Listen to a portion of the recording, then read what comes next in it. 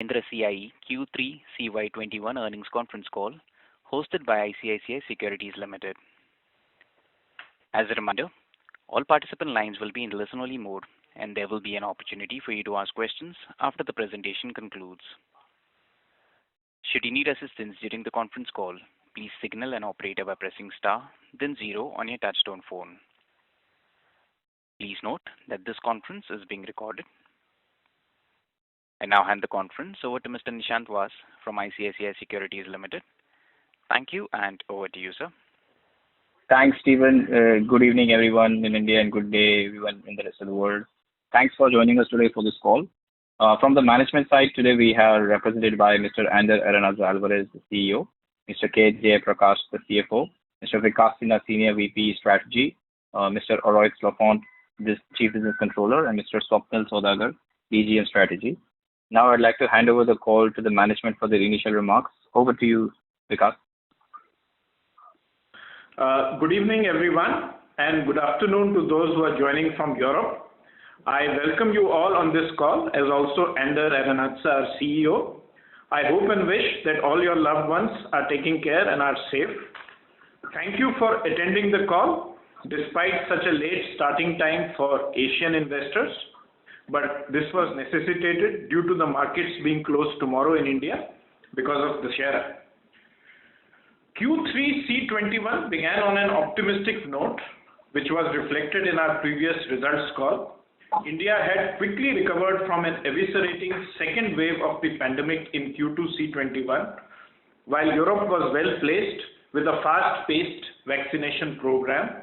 However, Q3 C21 has been hit by an ongoing crisis that all of us underestimated, the semiconductor or chip crisis as it is called, which has burgeoned into a medium-term issue and is now expected to last for a few more months. The light vehicle production in both Europe and India, as well as truck production in Europe, has been affected. IHS estimates light vehicle production in 2021 compared to 2022 to grow by 8 to 9% in India and about 1% in Europe. These are much lower than earlier estimates, and thus Q4 C21 will be a challenge. The saving grace is that the demand sentiment is still strong, and we think that almost all the demand lost would be recovered in 2022 and subsequent years. Tractors and two-wheelers in India have not been affected much by the chip crisis, but they are following different growth paths. With a decent monsoon and continuing investment in rural infrastructure, the Indian tractor market is expected to remain stable in the near term, but the growth rates will be modest given the very high base of 2020. Two-wheelers demand in India is recovering slower than expected from the second wave, especially in rural India. Exports of two-wheelers continue to do well, and two-wheeler OEMs with greater export presence have an advantage. Steel prices continue to remain high but stable. Other commodity prices have shown a marked increase this quarter.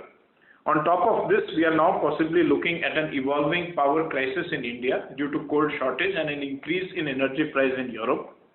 A putative third wave of pandemic could hit India despite the high vaccination numbers, and the situation post-Diwali will be critical. All these issues have added to the uncertainty in the environment that we as a business are functioning in. We will continue to focus completely on our primary task of ensuring that our profitability is least affected in case of any such occurrence. Now, having made a litany of risk factors, let me add that the festive season always brings cheer and optimism, and we definitely look forward to that. As we all know, the same quarter last year, that is Q3 C20, was slowly recovering after global lockdowns, and it may not be appropriate to make year-on-year comparisons of Q3 C21 just with Q3 C20 when the base was lower. Instead, we'll make a comparison with both Q3 C20 and Q3 C19, and also sequentially with Q2 C21 performance. Given this late call, I understand that our investor presentation for this quarter may not have been seen by many. I will highlight the key points as always. We start with Q3 C21 results for MCI India on page 7. Q3 C21 sales in India were at rupees 10,682 million, which is 30% higher compared to Q3 C20, 20% higher compared to Q3 C19, and 22% higher compared to Q2 C21. These growths are higher than the underlying market growth rates. MCI India EBITDA margin in Q3 C21 was 15.1%.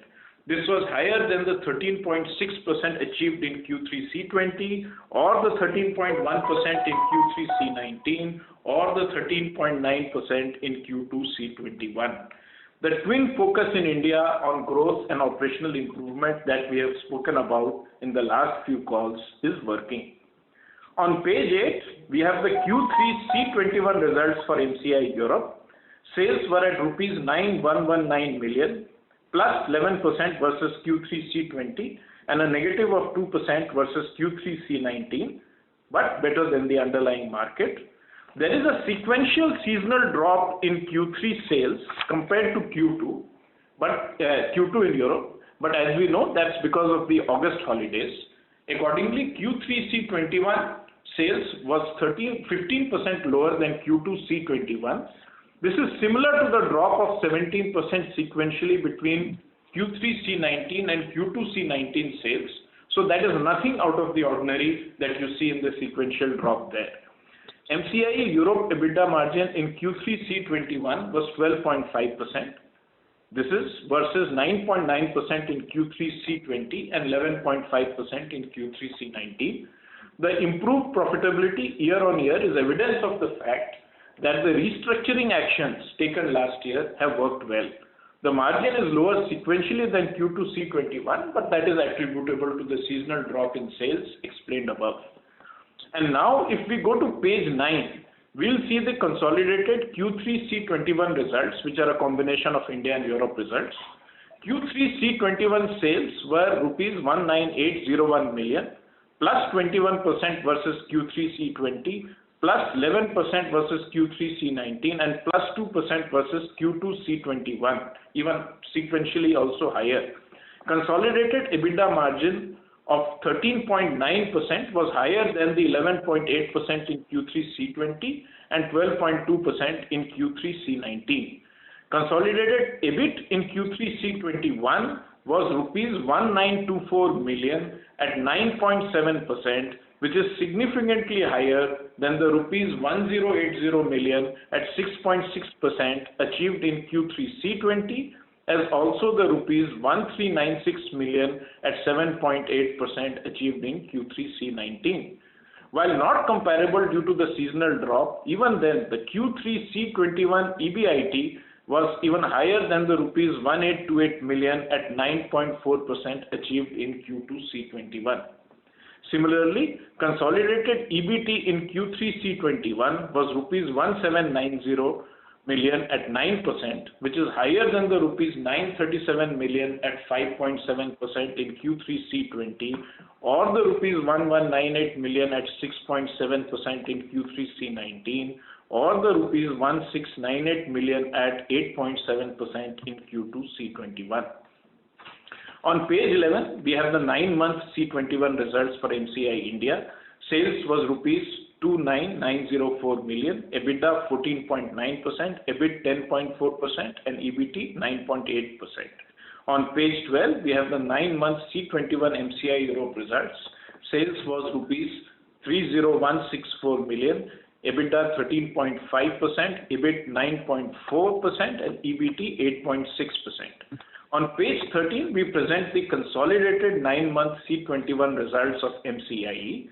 Consolidated Q3 C21 sales was rupees 60,068 million, EBITDA 14.2%, EBIT 9.9%, EBT 9.2%, and PAT 5.2%.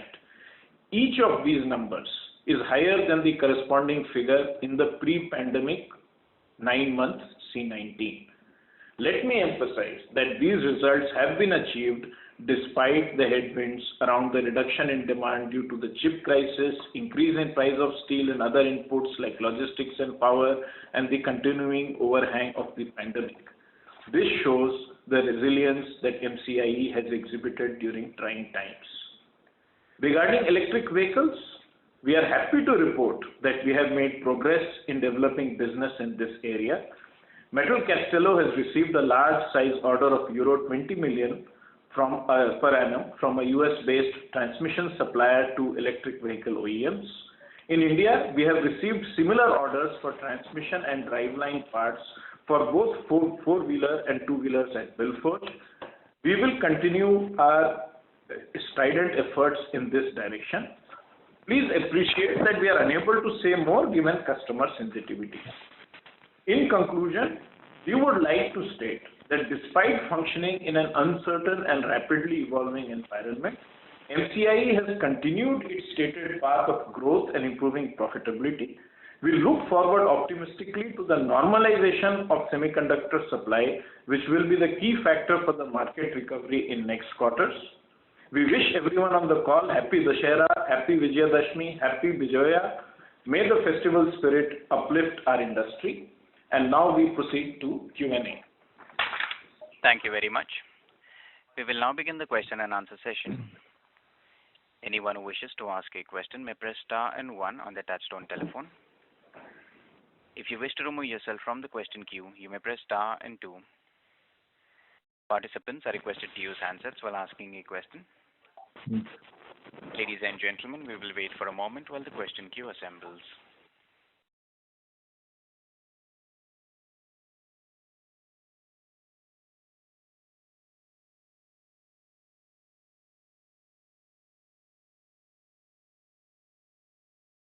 The first question is from the line of Nikhil Kale from Axis Capital. Please go ahead. Yeah, hi, good evening. Thanks for taking my question. Congratulations on a good set of numbers. So my first question was on the India business. So despite, we've seen the growth that has happened in the different segments, we have outperformed the industry. So if you could just provide some more color on the India business performance, maybe talk about how the growth is panning out in the different businesses, be it stamping, castings, Aurangabad electrical. So some more color on the India business performance. Yeah, thanks, Nikhil. Under the question is, how is India growing at this rate, and which parts of India are growing? I will just start off the answer, and you can add to that. We have been saying that all our divisions in India are on a growth path, and if you look at the capex figures also half yearly that we had presented, there was a lot of investment going on in India. In fact, this growth is spread across all divisions, and it is not really just one division that is growing. With these remarks, I'll hand it over to Ender. Yes, Vikas, thank you. Good evening, everybody. This is Ender Arenas speaking. Okay. My feeling is that the Indian business performed very well in the third quarter in 2021. If you look at the figures, we are already at the same level than the Q1. So the first quarter this calendar year was very strong. The second one was affected by the COVID, and in the third one, despite the semiconductor shortage and our customer slowdown due to this semiconductor shortage, we saw that the Q3 results on turnover were up again at the same level as the Q1, and we have the expectation to continue growing in the next quarters. Okay, it's true that there is an uncertainty in the market due to this semiconductor issue, and we could consider that during the next couple of quarters we will see certain volatility and uncertainty. But after that, we think that there is a very strong sentiment in the customers in the automotive market, and we expect that all the businesses will continue growing. Regarding the evolution of the let's say performance of the different verticals, I would say that all of them they perform equally or similarly. All the divisions are performing well, and it's true that as Vikas mentioned that we have the disadvantage of the high raw material prices. Okay, this is good for the turnover, but it's affecting negatively the margin. So despite that, we were above the 15% EBITDA margin. So overall, I think we are quite satisfied with the evolution, and we are quite optimistic with the future. We were expecting a much better end of the year. That is true. I mean, in the last call, we were really optimistic because all the customers were expecting a big jump by the end of the year.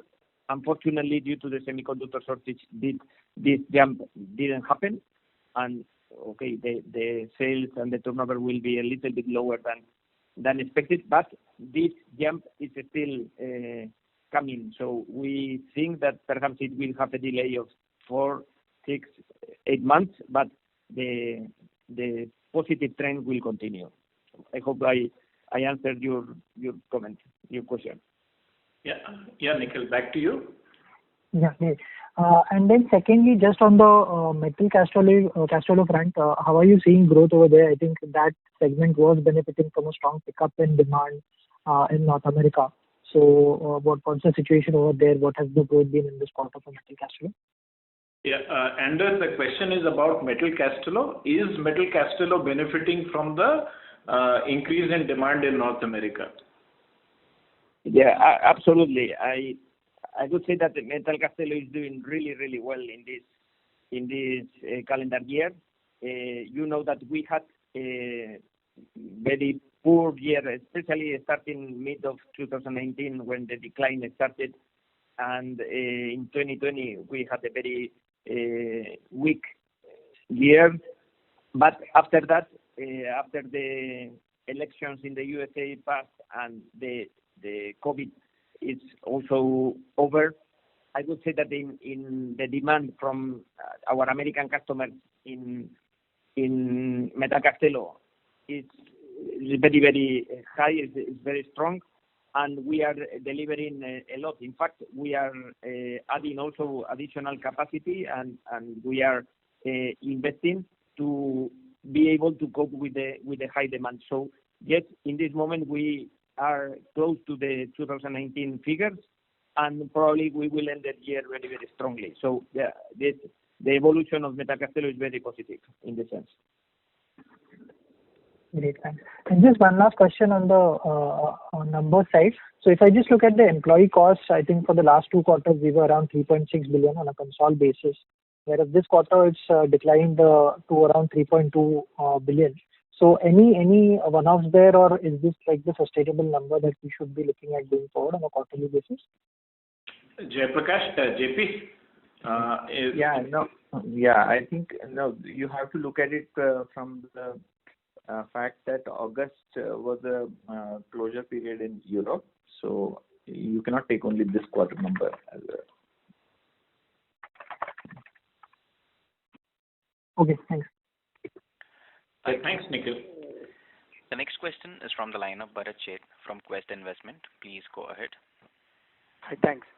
Congratulations, Ender, Vikas, and Jayaprakash on excellent performance in challenging time. Ender, I have 3-4 questions. One is on we have already won some order on electric vehicle front in Europe as well as India. But from medium term perspective, can you give little more color or elaborate what is our strategy to grow that electric vehicle business, new acquisition of the client as well as new businesses, particularly in Europe where the EV is penetrating much faster pace? Yeah. Okay. Let's say that the electric vehicle share in this moment in Europe is approximately 7% of the total market. Okay. Correct. And the expectation is that this 7% will continue growing. This 7% are the pure battery electric vehicles. Okay. Then we have hybrids and mild hybrids and electric vehicles that we are already supplying a lot of components. In our company, we are already delivering and producing components for electric vehicles, but as the share is very small, our part of the pie is also very small. Okay. Correct. But what we are now having is we are all the new contracts, the new projects that we are being nominated from our customers.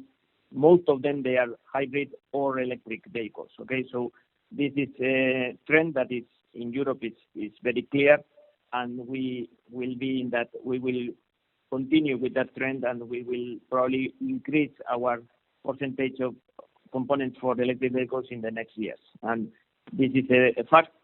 And regarding from the product strategy, Vikas already mentioned that we got big business from an American customer to produce electric transmissions, and we are going to invest and produce in a very important way, 20 million euros per year turnover business with this American customer from Metal Castello plant, and also in our forgings in Spain or in our forgings in Germany, we are also developing components for these electric vehicles. We mentioned in the previous calls that we are developing the aluminum forging, where we hope that we will have news very soon, and we will be able to disclose. We are not in the position to disclose anything yet, but we are working very hard on this transition to this kind of products, where we think that there will be big opportunities for us in the future. And coming back to India, in India we are already working for the certain customers. For example, in Mahindra we are producing gears, or we are also from Vilfort producing components for electric vehicles, and also we got certain new businesses for one new electric bike customer. So we are developing the business. I would say that it's very complicated to give figures, because the situation is evolving, and every day we are developing, and the market is moving to that direction. In India, I think the speed will be much lower, and we don't expect a major impact in the next 10 years. It's perhaps in the two-wheeler and three-wheeler, where we will have certain entrance. But in Europe, for example, there will be a faster pace of the electrification, and we will be ready to enter into that career. So that's our view on this. Okay. And second question on our strategy to develop India as for export market. So at this juncture, where we are and how do we see over the next 2-3 year time frame? Mm-hmm. Yeah, this is one of our strategies in Mahindra CIE. Okay, we are developing. If you look at our capex in the company, I would say that 75% of the capex is concentrated in India, and the remaining 25% is in Europe. Okay, so all our efforts are in reinforcing our capacity, our production capacity in India, because we think that the internal market in India will grow. I think there is a big room for improvement in India in the next year, and also the export rate will continue growing. Okay, in this moment we can be at something like 11-13% export rate in our production, and we will continue growing, and we have internal targets to be at 20%. In the short term. Okay, that is the clear strategy. Also, there is one important thing that is happening now, that you know that the logistic and the transport costs are increasing a lot, especially all the sea freights costs has multiplied by 4 in the last month. So that will probably create certain delay in the export rate, because we think that most of our customers, and especially after looking at what happened with the semiconductor shortage, they are now rethinking and redistributing their logistic routes for the components that they buy. Okay, so we think that in that sense there will be a local to local strategy reinforcement in the next period. So considering this, perhaps the export rate will continue growing, but at a lower pace than we were expecting some months ago because of this impact of the logistic costs. And one on EBITDA improvement, CIE has clearly laid down, say 2.5% EBITDA improvement over next 3 years time frame. So in that journey, where Mahindra CIE is placed, how do we see EBITDA improvement from year on year? Mm-hmm. Okay. We have also our internal targets, and we are aligned with the CIE EBITDA improvement strategy. Okay, so we should show similar or the same trend than CIE. Okay, this is clear. Of course, in this moment, because of the high increase or the strong increase of the raw materials, the margins are additional challenge for us. Okay, especially if the volumes are not there. But once the volumes and the market comes again, and we are again at the expected volume level, I think that we will continue improving. I think we have a lot of room of improvement. I mean, this is our main job. I always talk about the internal efficiency to the teams, and we have shown a big improvement in the last year, but we are still far from the efficiency that we are getting in other regions in CIE. So yes, I think that the EBITDA margin improvement will continue. That's our main target, and we will be aligned with CIE. Sorry, last question. It's long. See, under in our total capital employed, little less than 50% is sitting goodwill, and this goodwill is on account of several acquisitions which are doing well, except one Mahindra Forging Germany, which is approximately 500 to 600 crore, and which is not. So, are we really evaluating of doing any impairment of that goodwill? No, we are not thinking on making any impairment on the goodwill on Germany. Okay, Germany is true that this is one of our most, let's say, weakest businesses and lower margin business that we have. However, despite the situation that we had this year with the semiconductor issue and raw material increase and so on, we will be able to have black figures in Germany. So all the restructuring done was it's paying results, and I think that we are in the good direction. And the goodwill in Europe it's a goodwill unified in all forgings in Germany plus the European businesses. So let's say that the European business is covering all the goodwill with no issue. We don't see a risk on that. Okay. And last question, how do we see Europe business in Q4 vis-a-vis Q3 level? Mm-hmm. Okay, this is a very good question, because the reality, when some 3 months ago, when I was speaking to all of you about the optimistic view of the end of the year, and I told that because we had orders, we have firm orders from the customers with, the EDI system, the electronic data interchange system. Correct. That we received the programs for the next month, and we see in 3-4 months in advance the demand, and the demand was for September, October, November was terrible, very, very high. Okay, unfortunately, just at the end of August, because of they had no semiconductors they were not able to build the cars, so they canceled the order. So, and in September our deliveries were very, very low. Okay. Correct. In this moment we see a certain recovery, but the semiconductor issue is still there.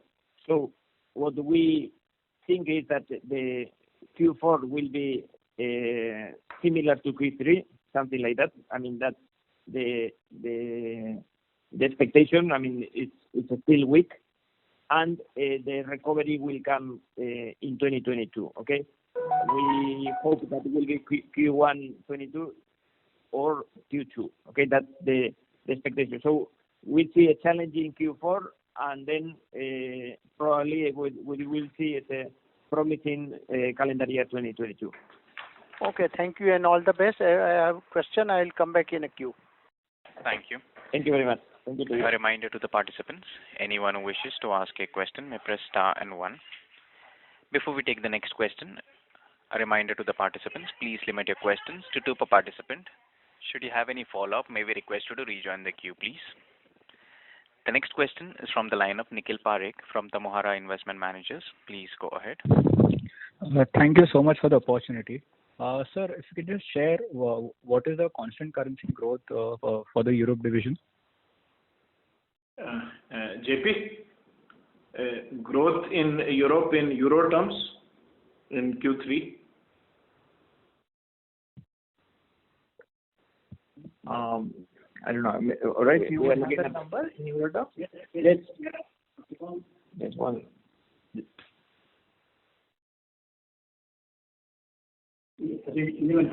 11%. Euro terms, right, sir? Yeah. Sir, also on the Europe business, our commentary has been that the German forging business will more or less stay stagnant, given robust order outlook from the CV companies, global CV companies, bearing the semiconductor issue apart. So how do we see our German forging business, over a medium term, say in next 1 or 2 years? And yes, I'll just follow it up with another question.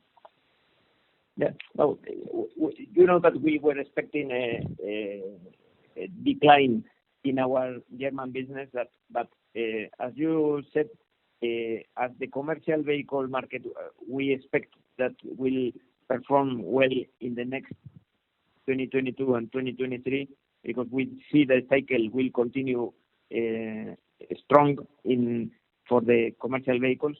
We think that the company will continue at a good sales level. Okay, so we see a strong demand, and we are already at a nice figures despite the semiconductor issue. Once this is solved, I think that we will continue. At least we will have a couple of good years in Germany. Yes, that's we have an optimistic view on that. Okay. And sir, if you could just give a medium-term outlook on how do you see Europe business shaping up over the next couple of years? Okay, I think Europe business at this will perform also as MFE Germany. The European business will perform well. Okay, we expect the 2022 to be a good year, and in 2023 also the expectation from the IHS shows recovery. You know that in Europe we had a big impact in this calendar year 2021, where we will be very close to 2020. I mean, despite being a COVID year, and this year we will be similar to 2021. And 2022 we expect a growth of the market of about 10-11%. Okay, so that's what the analyst says, and that's what we expect. So in that sense, we think that there will be a recovery of the business in Europe, and the only, let's say, concern, or the main concern will be first semiconductor issue to be over. This is something that we were expecting by this year, and unfortunately will be next year. Then let's say to end definitively with the pandemic, the COVID. We think that we are all behind the COVID, but okay, who knows? I mean, there could be additional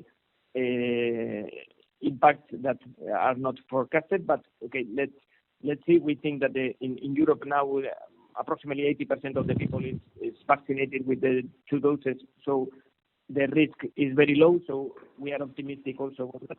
And finally, what can be a little bit worrying also is the inflation that we can see in Europe, close to 4%. That is a much higher inflation than we are used to.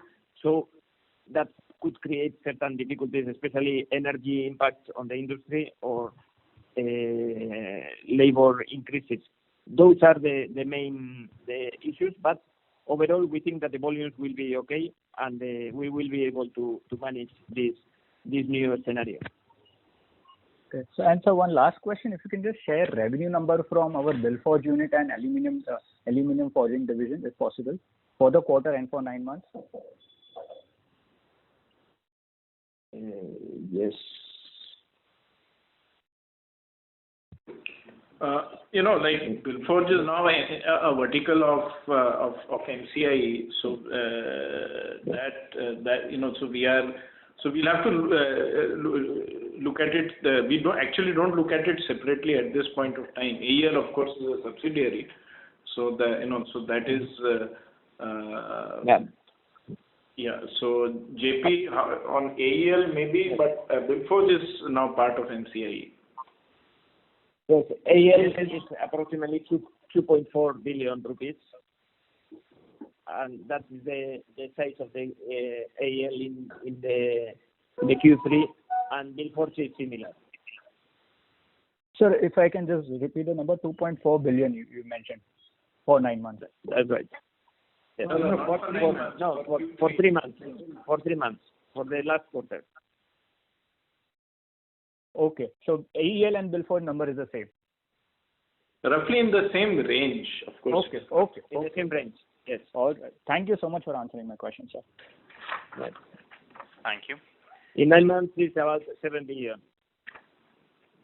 The next question is from the line of Nimesh Shah from MK Investment Managers. Please go ahead. Yeah, thanks for this opportunity. So I have a question for our Europe business. So if I have to just compare the quarter performance on a sequential basis, so after adjusting for the drop in the revenues, is it fair to say that we have further managed to reduce our cost in that segment for us and reduce our break-even point? Because if I have to adjust for the drop in revenues, I see there would have been an improvement in our EBITDA margins. So, Nimish, are you referring to India or Europe? Europe business. Achha, Europe business. So, Rohit, the question is, have we reduced our break-even in Europe? Because in spite of a drop in revenues compared to Q2, the margins are still holding up that much. So is there a drop in break-even in Europe? No, there is no change in that. That's in that year, we have all the restructuring costs that now we don't have it in our results, and that's why we are showing the benefit of those restructuring costs incurred in Q3 2020. Yes. Sorry, could you repeat the loss in the margins in the sequential quarters from Q2 to Q3 in Europe is coming also for the increase on the raw material prices. Okay, that's the steel price increase that reduced the margin from one quarter to another. Okay. Yeah, okay. And another question, so this auto PLI scheme, there has been an option in the auto component part for sunroofing sunroof systems as well. So are we planning to introduce that product in MCI India? Any thoughts on that? And the question is, about sunroof.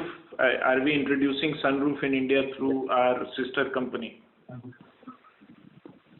Okay. Yes, the sunroof business is being developed also in India. We are planning to do that, and we have to analyze if we will include it in Mahindra CIE or not, mainly because of some marketing reasons. Okay, the sunroof is a pure OEM directed business, and as we are part of, our name is Mahindra CIE, some of our customers can consider us as a competitor. Okay, that's why we need to analyze that. I mean, we have not yet made a decision on that.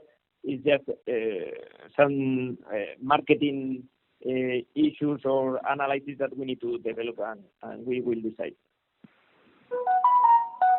Sure. Yeah, that's it from my side. Thank you. Okay.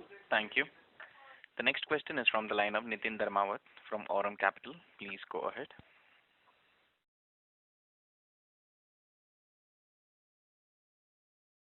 Mr. Dharmawat, your line is in talk mode. Kindly go ahead with your question, please.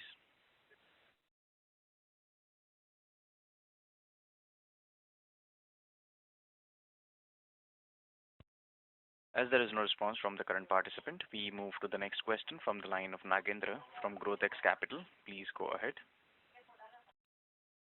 Hello, sir. Thank you for the opportunity. Hello. Yeah. Please go ahead. Yeah. Thank you for the opportunity and good set of numbers. And sir, I have two questions basically. One is regarding EV market. So you said in the opening remark you have received EV order in India and from Europe business also. So I just wanted to know what is the quantum of EV order in India. And one more thing, you last in con call you said one fourth of your revenue comes from the crankshaft business, right, sir? So with the transition of EV in the next 4, 5 years or 10 years, so how do you see how much it will impact going forward? No, Nagendraji, first part, quantum of business in India, as I said, it is similar to the range that we quoted for Europe, but, we can't get into too much details on that because of customer sensitivities, but it's a large size business in India.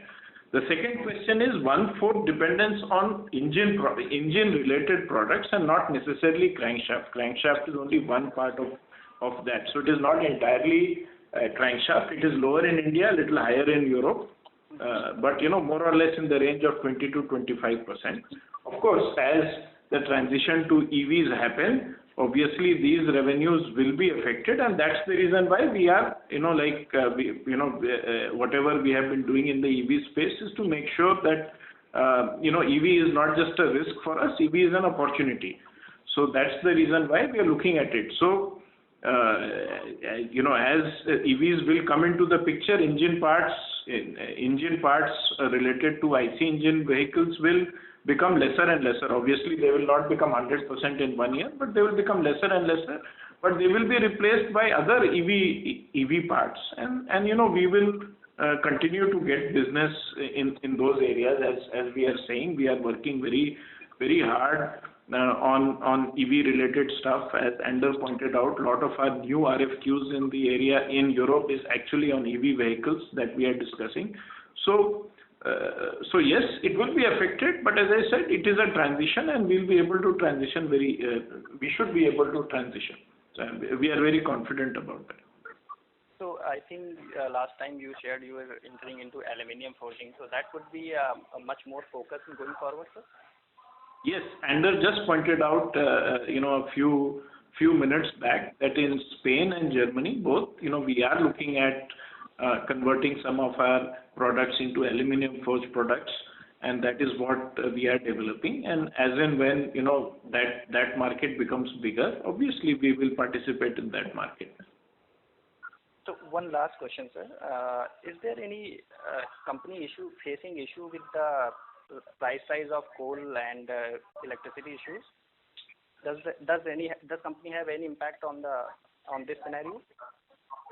As far as India is concerned, as of now, currently we are not facing too much of an issue. But going forward, if it becomes a bigger issue, there might be some impact. But as of now, we can report that we are okay with this. JP, you have anything to add? Is the coal shortage causing problems for our plants in India as of now? As of now, nothing.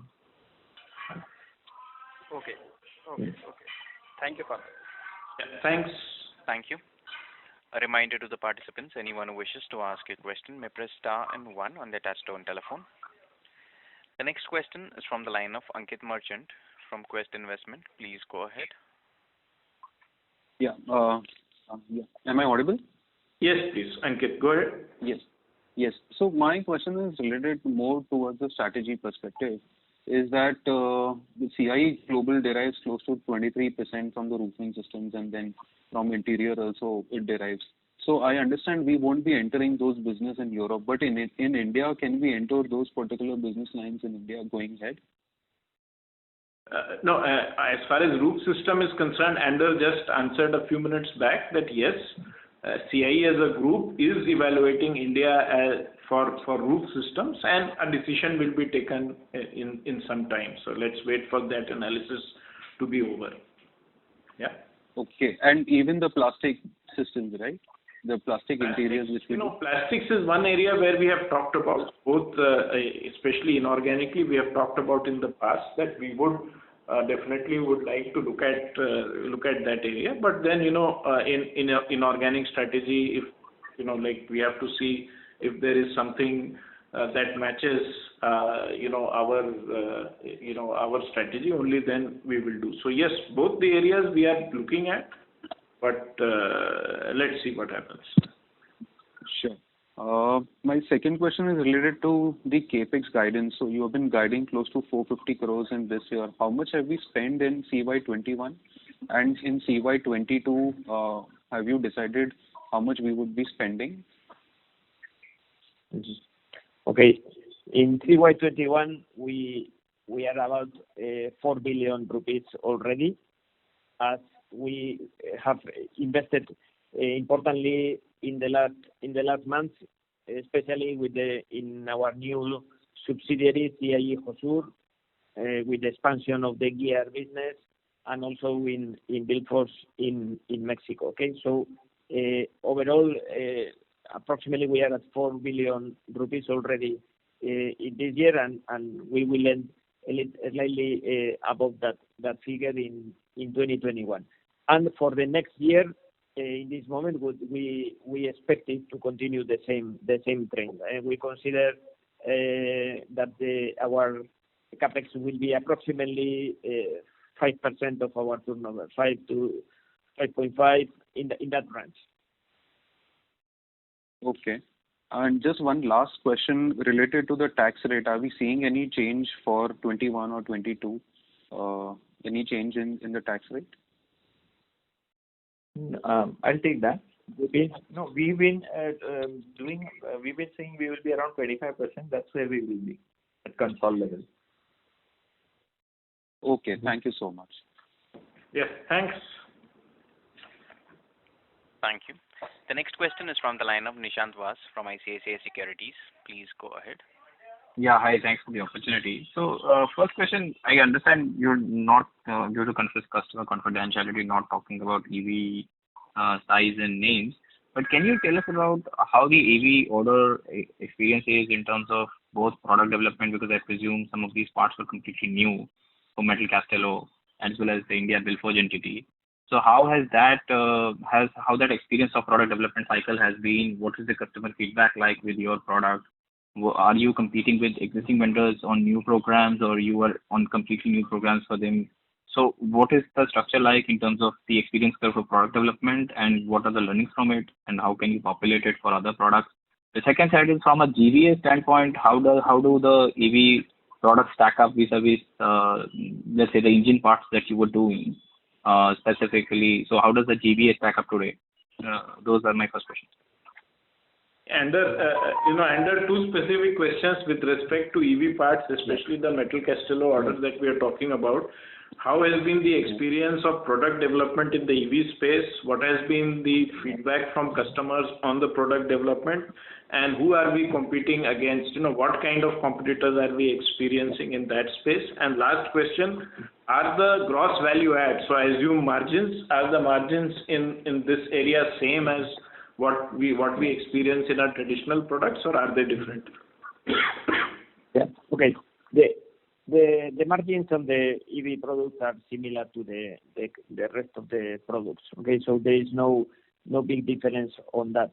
What is different in the EV product is that the complexity and the requirements of these products are well above the internal combustion engine components. Okay, the accuracy of the products and the tolerances are much tighter than the current production that we have. Okay, so in that sense, the product is more expensive because it has more operations, gear grinding operations, and also tighter tolerances and more requirements. So, and regarding how was the experience of the development? I mean, the experience was very positive, and I think that the customer clearly chosen us because of our capabilities and the good technical skills that our team in Metal Castello had, and the impression and the feeling that we have both sides is very, very positive, and the development is being done properly with no issues. And regarding the competition, is our competitors, we have, as you know, the world is big, and the competitors are anywhere in the world, some of them Indian, some of them Europeans, Americans, and we compete with them, and I think that sometimes we will be the chosen ones, sometimes they will be. So in this moment, what I can say is that we are competing properly, and we are also working and getting the businesses in the same margin level that we have had in the rest of the businesses. So in that sense, I think everything is evolving, and of course there will be also a consolidation in this business. Probably a lot of people is now working and is now pushing a lot on the EV components. I think that at the end there will be always the big companies with the best technology, with the best management style, with the procedures that will be the winners in the future. And also the financial capacity to be able to invest the required amount of money for this kind of components, because not now the old machines and cheap machines are not valid anymore, because the accuracy required by the electric vehicle is much higher. Okay, so I think that we will be one of the winners in this career, and I think that we will be there growing as we did in the internal combustion engine components. Thanks, Andrew. Andrew, if I can ask from a incremental capital investment standpoint, I presume that most of the existing capacity that you would have for whether it is gears in Europe as well as Bilfors, you can horizontally deploy that for these products. I presume you would need more machining capacity, but the baseline capacity that you have are fungible for these products. Is that understanding correct? Yes. The main investments are going to the machining and the finishing operations, and let's say with the higher added value addition to the product. Yeah. Perfect. My last question is on Bilfors Mexico. Could you share an update as to where it is in terms of the timelines that you thought about in terms of the progress? If you can share some light on Bilfors Mexico. Thanks. Yes. In Bilfors Mexico, we continue with our development plan, and we are receiving the additional press by the end of the year. I mean, during this quarter, and it will be released from the supplier and will be assembled in the plant. And the expectation is very good, as the demand and the customers are pushing us a lot to increase our output from the plant. Okay, so what we will see is that our Mexican plant will double the production next year. That's the size of the jump that we are going to give in next year, and the expectation is good also. So we are satisfied, very busy because we are developing a lot of part numbers. I mean, more than 15 different part numbers that we are now developing in this moment, and with additional machinery that we are going to implement in next month. So the evolution and the growth history continues in Mexico. Thank you. The next question is from the line of Nikhil Kale from Axis Capital. Please go ahead. Yeah, thanks. Just had one follow-up question on the Metal Castello EV order. When is that order expected to start, the commercialization of that order? When does that happen? And assuming that the volumes hold up in line with expectations, in what year will the order peak? Under the question on the Metal Castello EV order is when does it start and when are the peak numbers achieved? The program starts by the end of next year, in calendar year 22, and will start growing in a steady ramp during I think it's 3 years, something like that. Okay, so we are checking exactly when the peak will happen, but I think the peak will be something like 2025. I will confirm now. Okay, but the ramp starts slowly, and as the electric vehicles are not yet, they don't have the big share in USA yet, so this growth will be steady. Okay, thank you. Thank you. The next question is from the line of Bharat Sheth from Quest Investment. Please go ahead. Hi, thanks for the opportunity. And you said that we are working on product development for aluminum forging from Spain and Germany plant. So what stage we are and how this technologically is different, and do we expect is success of that product can really change the profile of German business? Okay, we are now developing these products in our R&D center and with our different plants. And from the technology point of view, of course, we are changing the steel to the aluminum that requires different process conditions. The concept of the presses are the same, so we can use the existing presses. Then correct, we need to add additional heat treatment machinery and also machining and crack detection, washing, all the, let's say, auxiliary operations that we need to add. Okay, so in that sense, all the development is being done. We are working with a couple of customers very, very closely and developing the processes and the let's say all the concept of the production, and we hope that we will be able to materialize and to get finally the orders soon. Okay. However, we continue working, and what we want to do is we want to make a transition, because we expect that in the next 5 years we will have still massive consumption of our current products. You can imagine that the 2020 and 2021 has been a very, very weak year in terms of car production. For next year only, we expect the market to grow a little 11% or 10%, 11% minimum, and for 2023 an additional 9-10%. So that means that we will see the market, the world market, at 90 million cars again soon.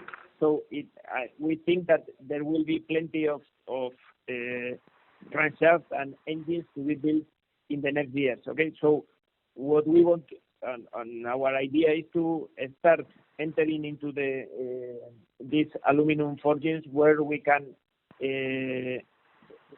ramp up these new products and let's say balance our share of the internal combustion plus or against the electric vehicle sector. Okay, so that's the idea, and in this moment, what we expect is that we will make this transition smoothly in the next 4 or 5 years. Okay. Thank you very much. That's all. Thank you. Thanks, Bharat. The next question is from the line of Robert Jackson from Banco Santander. Please go ahead. Hi, good evening. Ander, I have a question regarding you mentioned the raw materials, the higher raw material prices has been affecting you in the third quarter. I just wanted to know more or less the breakdown of your exposure to the spot market and to contract pricing, because the steel prices have continued to rise over the last few months and are rising or more stable now. But looking ahead into the if you have more annual contracts, then next year is going to be much higher versus this year. So could you give us an idea of what the breakdown is?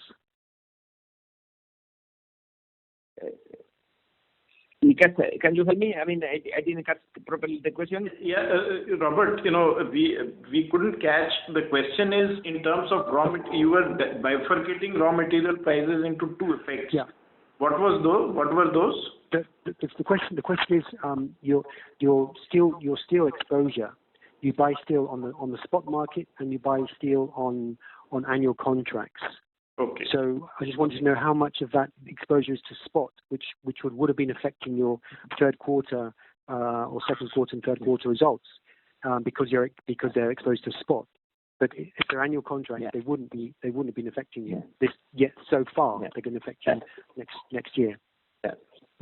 Okay, understood. The answer is clear. I mean, almost 100% of our steel is under annual contracts.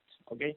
We every year, beginning of the year, we close the contract for all the complete year, and if there is any variation on the base price, this is also passed through the customer. Okay, that's how we avoid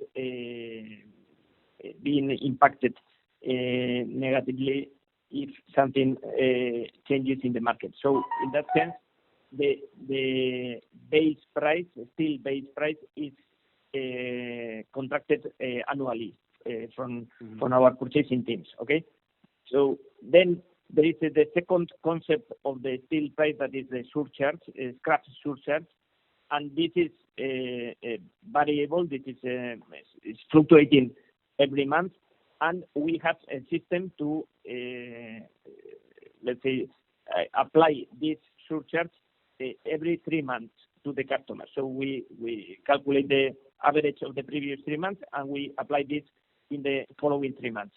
So there is a indexation system in place, and that's why this can affect us a couple of months. But in the average, I mean, during the year, this is not affecting us. That's the way. So coming back to the steel market situation in this moment, what we expect is that for next year we will see additional increases. That's what the market is saying us. I mean, the commodity prices are growing, and we can expect a further increase for next year. Okay, but for the shorter term, because of that indexing fixed system, the pressure on the fourth quarter will continue because of that because steel prices have continued to increase over the last few months. So basically, in terms of your margin for the next quarter will continue to be under pressure because of raw materials. Yes. The steel, the scrap surcharge price is high, and we expect that will continue high in this quarter. Yes. Okay. That's it's a good comment. Okay, and my second question is related to you mentioned that you're growing market share in not exactly didn't say where, but generally this growth in market share is because of competition isn't being able to be efficient enough, and hence the market share will continue to increase longer term, or is this more of a COVID or temporary gain in market share? Yeah. Okay. What we see is that clearly that we are gaining market share, especially in all the Indian business, mainly because I think some of our competitors, and especially the smaller competitors, some of them are struggling after the COVID, and then with the shortage of the semiconductors and the low volumes, they are struggling. So in fact, some of our, for example, stamping activities that we buy certain small components, and we are integrating them at home because our suppliers are facing difficulties. Okay, so we think that this trend of gaining market share will continue in the future. Also, we have a lot of pressure from the customers to increase the capacity. That's why we are investing importantly in India to be ready for this market share gain. So I think that that's the main reason of the customers concentrating on the most reliable partners to continue the growth, because I think that they cannot afford stopping their lines or losing sales because of lack of supply. Okay, after what happened with the semiconductors, I think the strategy of our customers are now moving to the more reliable companies, and I think all the big companies we are being benefited from this trend. Okay, and just finally, the export market is still not that relevant, but it did help to compensate some of the weaker domestic markets. But now, or looking to the fourth quarter, it's not going to be able to compensate at all the weaker domestic market. So hence more weakness in the fourth quarter. Would that be a reasonable comment? Yeah. Yes, the export market, yes, will be at the same level than Q3. I mean, we expect to remain at the same 12%, 11, 12, 13, that in that range. Yeah. Okay. Thank you very much for your answers. Yes, thank you. Thank you to you. Thank you. The next question is from the line of Nitin Dharmawat from Aurum Capital. Please go ahead. Yeah, thank you for the opportunity. I have a couple of questions. You mentioned about the EV, wherein you mentioned that the products requires different kind of tolerances, the more accuracy is required, and they are expensive products. So as the EV pie grows, would we need additional capex for manufacturing these products, or will be able to do it from our existing facilities only? We will need additional capex, especially for the finishing operations, and we are already adding certain capacity. Okay, so in the last year we are also adding capacity, especially in the gear grinding and finishing operations, where we can get these better characteristics on the product. Okay, so for sure we will need to continue adding capacity. Yes. But Nitin, just to make the point clear, these are all incremental capex. It's not as if like as I said, the overall, as Ander mentioned, the overall capex in YTD this year has been rupees 4 billion. So it is not as if these are all incremental capex. It's like doing a higher tolerance part. So for that you may require additional capex. So it does not mean you have to set up completely different lines or completely completely different plants. In the same plant you'll have to make those incremental capex.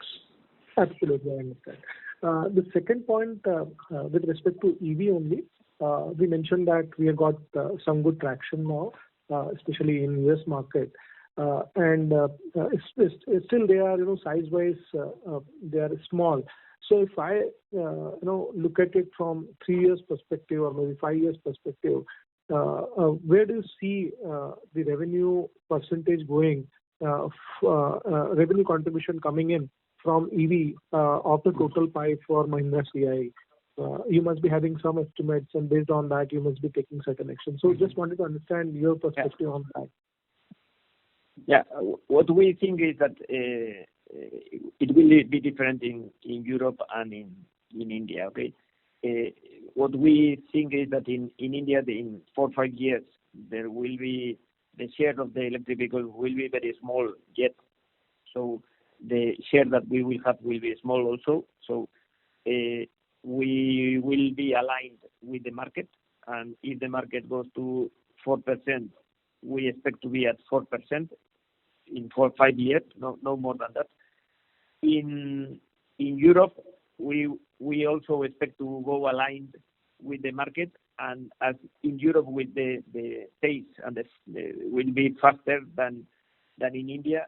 What we see is that our percentage in EV vehicles will grow steadily to that percentage that we could expect. Okay. If you ask me in 4 or 5 years, we can be at 12%, 15%. That should be the figure that we should have in the electric vehicles to be aligned with the market. Our strategy is not to lose any internal combustion engine sales, but also to be in line with the market, so we can go and have a very healthy share between both technologies, and the electric one will continue growing and the other will start declining. So, but we don't see the decline yet. I mean, we will see the decline probably, as you mentioned, into the 2025, 2026, not before that. Got it. And Nitin, just to clarify, when we say EVs, we mean battery electric vehicles. Yes. There are a whole host of other things like plug-in hybrids and hybrids on, which we consider as traditional business for us, right? I see. Okay. Got it. Thank you so much. Thank you. As there are no further questions, I now hand the conference over to the management for closing comments.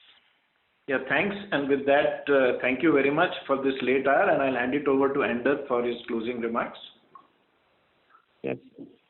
Just I wanted to thank you to all the participants for the good questions and the very clever questions that you made as usual. I hope I answered properly and you have the good impression of our company's strategy and results. I would say that this has been a very complex year, or it's been a very complex year because of the COVID impact, then the semiconductor shortage, then the steel and the commodity price increases. But despite this, the company is performing well, and we are in a very well mood to continue this trend, to continue growing and showing good results. And as always, I would like to thank to all my team to the great job they did in a difficult situation. So it's a big pleasure to lead such a good team, and we hope that we will succeed all together. Thank you very much, everybody. Thank you. Ladies and gentlemen, on behalf of ICICI Securities, that concludes this conference. Thank you all for joining us, and you may now disconnect your lines.